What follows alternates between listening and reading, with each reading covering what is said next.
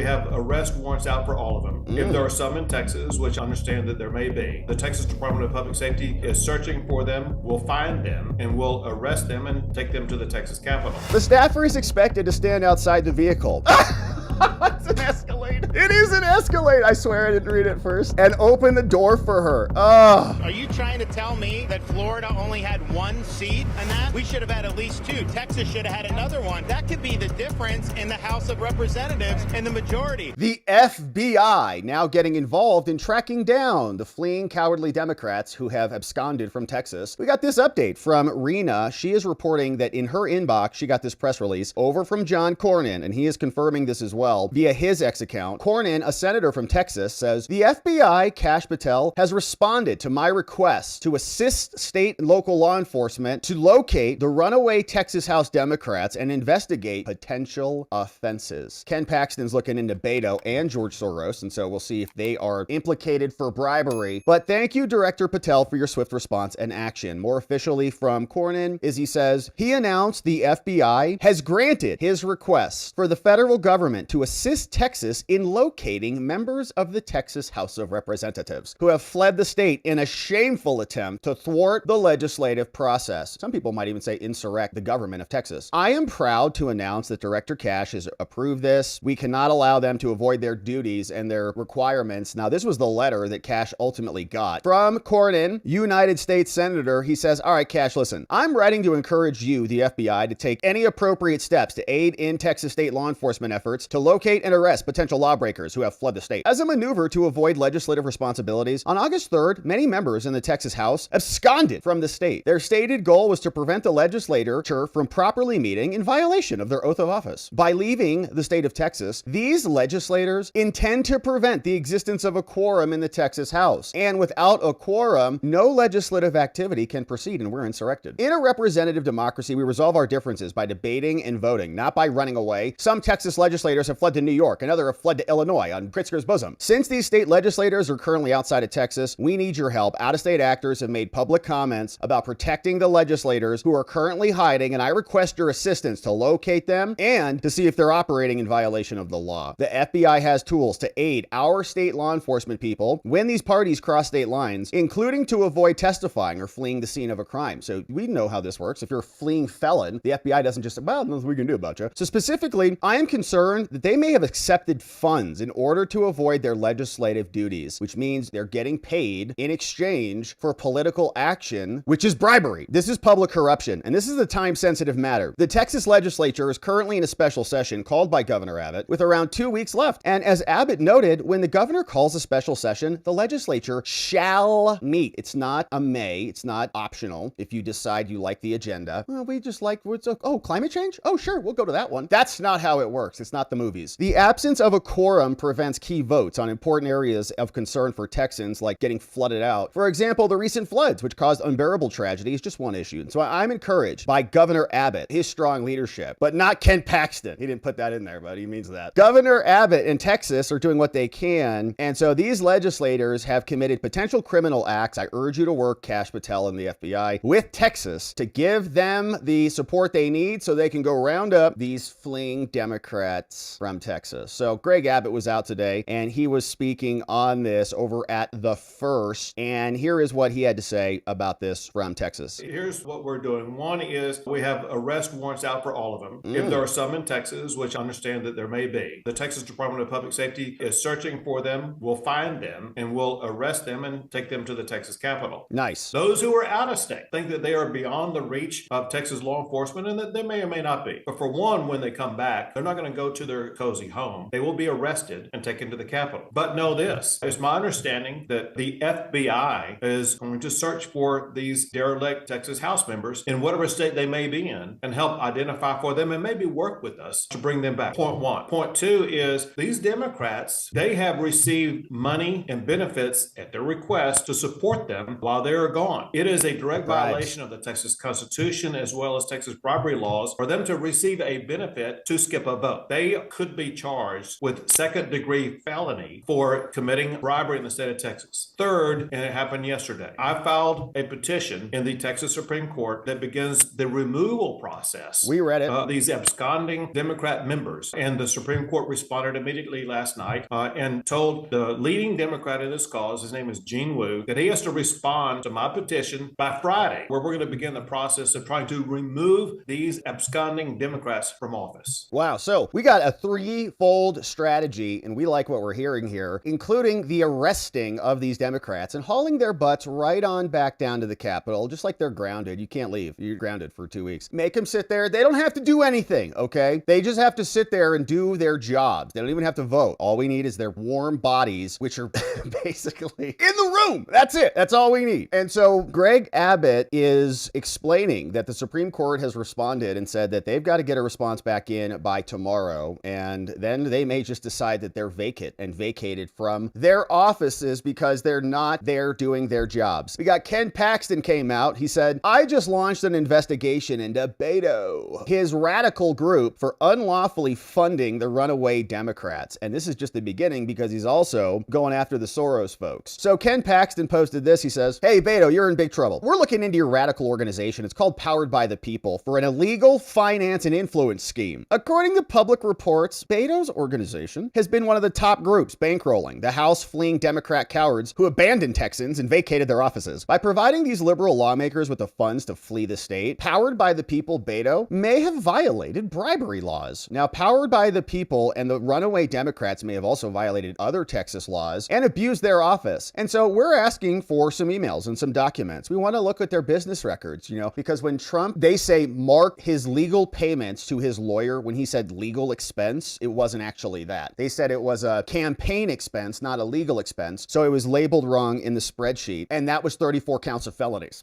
Remember? And then Hillary, when she was doing much worse than anything like that, they just gave her an FCC fine, like $100,000 for lying. And she said, what did she say? I think she said that her legal services were for the Steele dossier. Remember? Fusion GPS. That's legal services. It's not campaign oppositional research. She never got charged with 100 felonies for whatever she did. She got an FCC fine. So here is more. So also Soros is also getting hit. So this came out today from Ken. He says, all right, we're also launching an investigation into Texas Majority PAC, which is a radical PAC and bankrolled by George Soros, potentially because of their unlawful coordination and bribery of Democrat legislators who fled Texas to break quorum. Now, the Texas Majority PAC, the Soros org, was founded by former staffers of the failed gubernatorial candidate Beto. This dude's everywhere. Man, I don't know how he's going to do in prison. With a large radical donor base, the PAC is largely funded by billionaire Soros. This extremist group is part of a growing network of far-left organizations attempting to subvert the will of Texas voters. Reports indicate that they played a role in coordinating and assisting the illegal fundraising and potentially the bribery of the Texas Democrats. If Texas lawmakers are bowing to the Soros slush fund rather than the will of the voters, Texans deserve to know this, said Paxton. Getting financial payouts under the table to abandon your legislative duties is bribery, and their actions seem to indicate that it may be using Soros-funded resources to break the law and to fund the illegal abandonment of their public offices. Now, if that's the case as determined by our investigation, there will be a heavy price to pay. As part of this investigation, Paxton has issued a request to examine some of their documents, and we'll take a look at their spreadsheets and see how they look, see what those are for. Oh, it's legal expenses or campaign expenses or something like that. Oh, you're bribing legislators. Got it. This follows Paxton's previous investigation of Powered by the People. Beto is getting hit for multiple directions. So Attorney General Paxton has been dropping these press releases, and we're familiar with what's going on over there, but we've also seen Beto is responding. So Beto came out, and Ken Paxton, he said, Beto is scared of accountability. And Beto's now talking garbage on him too over on X. He says, you're investigating me? Paxton got impeached for bribery. He's going after folks trying to stop more theft of 5 congressional seats. It's not theft, it's operation of law. I encourage everyone to text fight, he says, to some stupid number. Let's stop these thugs before they steal our country. Get out of here. You're trying to steal the legislature by sending them over to hang out with Bosom Pritzker. So then Paxton, he responded, he said, Beto O'Rourke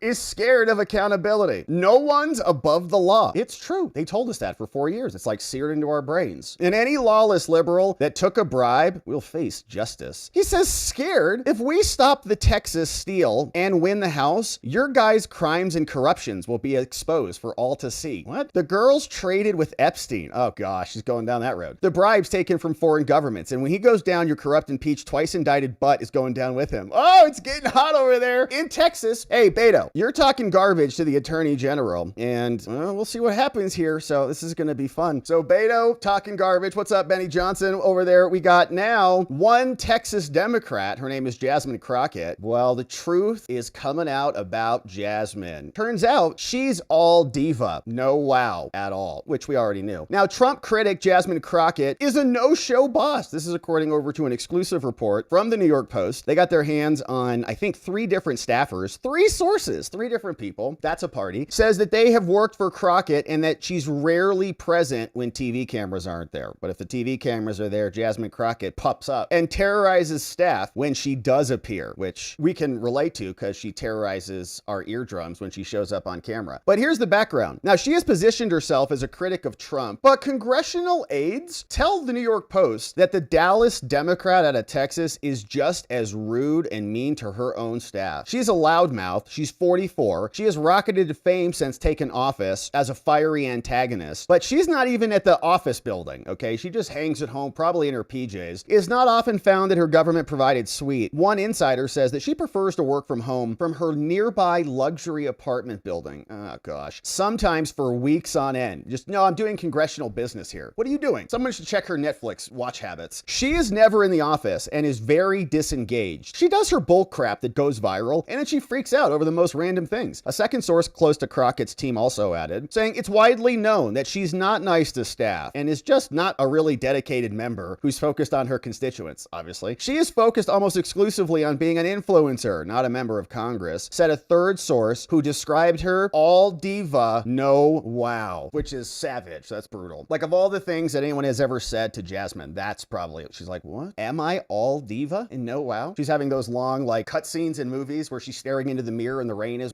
dripping down the window. All diva. You're so stupid if you think so. When Crockett does show up for work on Capitol Hill, often to attend a committee hearing where she just goes nuts on the stand, she prefers to have a staff member drive her the short distance in a rented car rather than the staffer's own car, which is a cheaper option currently used by lawmakers. She's like, what do you drive? A Toyota. I'm a congresswoman. I'll take an Escalade, please. So I don't know what they're renting. And it's probably one of those. The staffer is expected to stand outside the vehicle.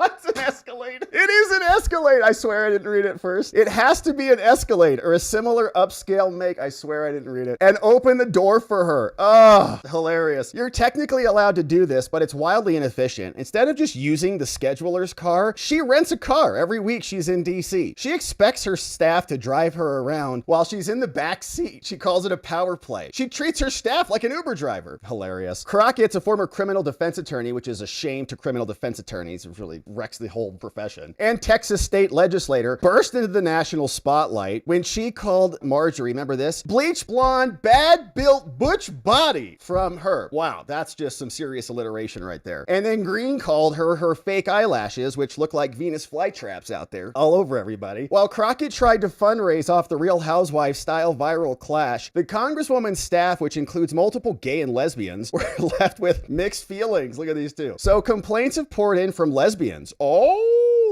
Who objected to Crockett's derogatory term butch. What does that mean? So what if we're butch? We'll punch you in the nose. Which even left some aides uneasy. You can't call somebody butch? That's a lesbian thing? Well, all right. Well, I don't have an opportunity to say much of that stuff. But anyways, she told her gay staff member, she said, it's not offensive, you big body butch bees. You're stupid if you think so, a former aide said. It was kind of how, like, Trump says, the gays love me. She's like, oh, shut up. All the butch lesies love me, okay? Just take it easy. 3 months later, Crockett was given a coveted speaking slot at the DNC, and then she came out, she said vindictive, vile villain, because she had just watched V for Vendetta, and her voluptuous, very volatile voice needed to be exercised. So toxic staff environment. Crockett has also burned through a set of employees at such a pace that she's known just like Jasmine. Representative Sheila Jackson Lee, long called the Capitol's toughest boss, whatever that means. A number of staff have become fed up with their own treatment, while others have been fired or left on their own. a distinction often difficult to discern in Washington. Now, son Jasmine Crockett, former aides, feared retribution when declining to participate. They're like, oh no, that chick's crazy. She'll kill us. She'll drive her car into our houses. We're not commenting on your story. Get out of here. She's nuts. She thinks that she's her own best advisor. She knows best and has this toxic staff environment. She gets rid of press people because she's like, I do all the press stuff. On one occasion described by the Post, Crockett reduced a legislative aide to tears. Do you really want to be here? And if not, you can leave. Another aide, a young black woman, can you believe this racism, was fired abruptly and confided to a colleague, I don't want to hear Jasmine Crockett talk about helping black women when she just fired one for no reason. Racism, because she must hate black people, apparently. What a bigot. Capitol Hill jobs often are filled based on personal connections, and openings are circulated among friend groups. But a source told the Post that a job listing for Crockett's team recently was shared among a group of friends, a large group of black Democratic women. Like, does it mean a large group, like in terms of numbers, or something else, like a large group? I don't know. But nobody expressed interest in the gig. Yeah, well, nobody wants to work with her. Says, you would think working for a black woman, if you were a young black woman or a young person of color, that you would feel empowered in that space. But no, racist Crockett, truly the only person that she thinks about and cares about is herself. We see it on display every day. Clinical narcissism. Now, the staff is really just an island unto itself because she doesn't care about the local issues happening in her district. In fact, she's more focused on get me on The View, get me on this talk show, get me over here. A lot of congressional hearings are the most boring, basic crap. So how is it at every hearing it's about Trump? It's about Trump again and again and again. And it's like, she's not actually doing any real work. She's at a hearing. We can be talking about the budget. They can be talking about appropriations. She brings it back up to Trump every time because their entire personality and their entire basis of existence is to just be anti-Trump. They are meaningless without it. Now, here we can see the article continues. She causes some kind of tension and issues. The hearing has to stop because she's going maniac, big butch body, whatever. The chairman has to bang the gavel. It's a spectacle and a show. You know, not everything has to be clipped for MSNBC. And we appreciate those hearings, actually. Like, I've seen a couple of those recently. There was one hearing I watched on China, and even Raskin was like, all right, so like, I got some pretty serious questions about China. And like, he was like, all right, that's pretty bad. And other Democrats were like, oh, that's pretty bad too. And it was like, wow, all right, so some real business getting done, not Jasmine Crockett doing her eyelash thing. Crockett has also cycled through several chiefs of staff, with one observer saying it's because they want her to do her actual job, you know? The actual job of a member of Congress, it isn't fun and glamorous. So unless you're somebody willing to say yes to all the outrageous things she would like you to do, you're not gonna last long. Now, Crockett hasn't even been coy about this. She offered 2 examples of rough treatment on this, saying that she talked to The Atlantic and she explained it. She said she can also be brusque. During our interview, she dialed up a staffer in DC in front of me and scolded the staffer. She's getting interviewed by this lady. She's like, hold on, let me take care of this pathetic staffer of mine. Scolded him for an unclear note on her schedule. What the heck is this? Another time in the car, after an aide brought Crockett a paper bag full of food for a fundraiser, she peered inside, scrunched her nose, and said, this looks like crap. This is not fit for me. Get this out of my Escalade, okay? It's not good enough. The Texas Congresswoman, despite granting Godfrey access to her profile, attempted to retract her interview remarks when the journalist didn't ask her permission to request comment from other members of Congress, most of whom would not volunteer flattering words. Uh-oh. The lawmaker claimed she was shutting down the profile. I'm shutting this down and revoking all permissions. You can't print this, but sure they did anyways. Now, it wasn't her first self-inflicted problem. In a way, in May, she allegedly boarded a commercial flight ahead of 2 handicapped people. She's firing black women and cutting in line in front of 2 handicapped people who are, I think appropriately said, called differently abled these days. Look at this. Jasmine. Lisa McClain. Jasmine Crockett with a taxpayer-funded police escort, cutting everyone in line because she's so special. Even making disabled people wait. Nothing to see here. It's just your worst congresswoman. What is she doing over here? Looking at her right here. You know, look how special I am. Yes, I'm Jasmine Crockett. Look at this nice lady. Disabled, handicapped, differently able, differently bodied, and she is having a congresswoman just cut right in front of her. It's not your time. It's not, you know, Diamond Excellence Excalibur past time, Jasmine. Okay? It's for disabled people. Very, very rude and condescending. Look at her. Just getting in there. Ready to cut in front of this dude, too. This guy. Broken leg. Maybe served our country. Who knows? But he's disabled. And now Jasmine's gonna cut him off. Sick times. So she's fled. We know how terrible she is. She cut in front of a line of a handicapped person. It's really indicative of the type of person she is. And she is interpersonally very rude. She doesn't get along well with anybody. The Post did not receive a reply after sending multiple email requests to her.